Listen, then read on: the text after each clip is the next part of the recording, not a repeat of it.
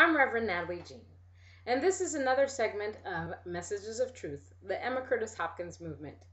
As we all know, being courageous and having a great amount of strength is always the thing that we need when we are faced with a error or a challenge that wants to tell us that wants to take charge of our lives. And oftentimes we cringe, we have fear, we have doubt, we have anxiety, all those wonderful words that we human beings have created. I say no to those words, no to fear, anxiety, and doubt, and I say that we must muster the courage, the strength, the courage and strength of God to be able to do away with these things that want to try and tell us no, that we can't. We know that in the past couple of years, it's always been yes, we can. Even further behind that was yes, we can, but we just didn't know, or we were too afraid to follow our dreams and everything that we needed to do. Sometimes we get little mini errors or challenges in our lives, and those things can freak us out. But I'm here to tell you that when you get freaked out by little things, that means that you're thinking that these little things are greater than God. And the premise to keep in mind is that God is the greatest power. God is the only power. God is good, and we equate that good. Where do we come from? We come from God. God gives us his power on a daily basis. And so we must decide whether we are going to use that power, or we're going to understand that power, or are we going to harness that power so that we can do many wonderful things in our lives, or are we going to stay stagnant in our lives and just believe that we can't do anything because the human conditioning wants us to tell us that there are only certain people that can achieve the things that they want in life? I'm here to tell you that you can achieve anything that you want in life, and that if something doesn't happen, it's not because of somebody else or something else. It's because of something that is going on within us, our consciousness, our heart. If we have just a teeny weeny bit of doubt, the things are not going to come to fruition.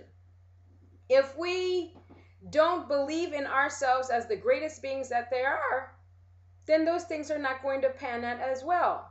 We have got to come to a place where we are so in tune with our worthiness and the fact that we deserve the things that we want to manifest. That is when they're going to show out. And we need to stop this thing about this thinking process. Sometimes we'll pray for something and then we'll start to think, well, how is it going to come about? What is God going to do? And then sometimes we want it to come a certain way. Well, I'm here to tell you that you really need to let go and let God. Because God is the ultimate decision maker in how things are going to pan out. You ask for it, you knock, you ask, it'll come to you. You will receive it. Now, a lot of people, when they pray, they'll say, oh, it can come whenever, the future, or whatever. And I'm here to tell you, you need to start saying now. The time is now.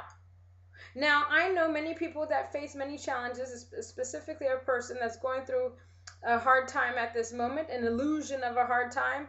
And I've told this person, you have to stay strong. Remember the story about Job. Everything was taken away from him. He stood strong, knowing that God was delivering him, knowing that he was delivering himself, his own freedom, by his consciousness and what he believed was true about God. That God was good, that God never takes anything away from anybody. How do we lose things? We lose things because of our own consciousness, because of our own words, because of the way that we act towards other people. There is no one. We can't do the name blame anymore. We always want to blame God for everything that goes on wrong in this lifetime, but we can't, can we? We need to blame ourselves. We need to see the truth of our being, that we are strong, that we are courageous, that the thing that wants to shake us up, we're going to say no to it, that we are God. That the internal being of who we are, that is God. And every single day we must speak the truth. Emma Curtis Hopkins will tell you that when you keep affirming and affirming and denying and affirming, and you've been affirming the hardest and it's still no movement, she says you just have to be even firmer than before. That's when you show your power. That's when you show your courage. That's when you show your strength. You don't back down and say, okay, I'm letting this thing take over me. You say, no, I remember who I am. I am God. God put me on this earth to do a thing, and I'm going to do it. Now remember, this thing must be peaceful, harmonious, loving, a wonderful thing. And don't think that anything that you want to do is a small thing. You must remember any idea that is positive, loving, and harmonious comes from God. This is something that you need to do. If there's a passion out there that you have and people keep telling you, well, you're not going to make enough money, let them see the miracle of you. Let them see you be so successful and as a great millionaire out there that they will be shocked and that they will turn to you and say, how did you do it? I need to learn the way. I need to learn the path of illumination. I need to learn the path of satisfaction. I need to know how to create my own life. We create our lives, and sometimes we'll go back in time and say, well, gosh, if I only knew that I could create my own life, I sure wouldn't have done this or I wouldn't have done that. But the point is that I'm trying to make is that we must stay strong. Stay strong to your faith because we will be tested. I have seen this many times. We will be tested. Things will come at us and you're thinking, okay, I know there is only good for me. Case in point, there's a little situation that came into my life where this person seemed to be very fraudulent. All the appearances seemed to be fraudulent, but something in me said, something the God in me said, no, this is an appearance. Even Emma Curtis Hopkins will tell you that there is no need for prisoners because there are no bad people in the world. We have created our world. We have created the terrorists. We have created the bad people because this is all in our mindset. This is what we believe is out there. So what about if we changed our mindset and only believed that there were good people in this world? What would happen? There would be no need for words like terrorist. There would be no need for words like killer, murderer, rapist, molester. We wouldn't have this. We created our universe and we must take responsibility for this. But don't think that we cannot change the universe. And what will tell you it only takes one prayer to change a nation, to change a universe.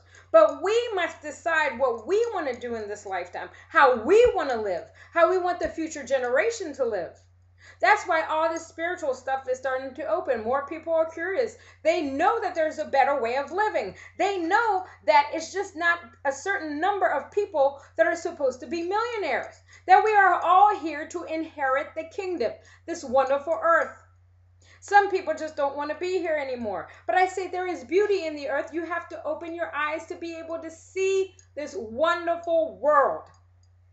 And again, if an error or challenge tries to come to you, you say no and you start to build your consciousness to a more positive level. You remind yourself what your connection to God is and you start working with it. You start working. If you want prosperity, supply, and abundance, just know that it's there. Say, God, bring it from the invisible to the visible. Let me see it move. Because that is how you are going to manifest greatness. Every day I tell God, bring about a great miracle and a manifestation so I can continually preach your word, preach the gospel, show your magnificence every single day. And every single day, some little thing happens and I say, I know my God. I know my connection to source. I know that I'm supplied. And sometimes people will come to you and say, well, you've been doing this for a long time and I just don't see what's moving in your life. It's none of their business. Because only you know your connection to God. Only you know what your support is in relation to God, Spirit, Allah, whatever you want to call it. You know your connection. You just have to decide how you're going to use it, how you're going to embody it, how you're going to receive it. Whether you believe that you are worthy or deserving, you need to understand yourself and accept that there is somebody out there that loves you.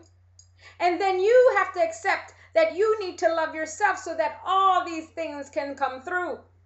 Forget the past. Release it. Bless it. Thank you. Because it brings you closer to your illumination, your understanding of where you come from. You become like a child again. Because when we were born, we only know God. We only know love. We need to get back to that place. So remember, you are courageous. You have the greatest strength that is God. Move every day as God would move in love. Namaste.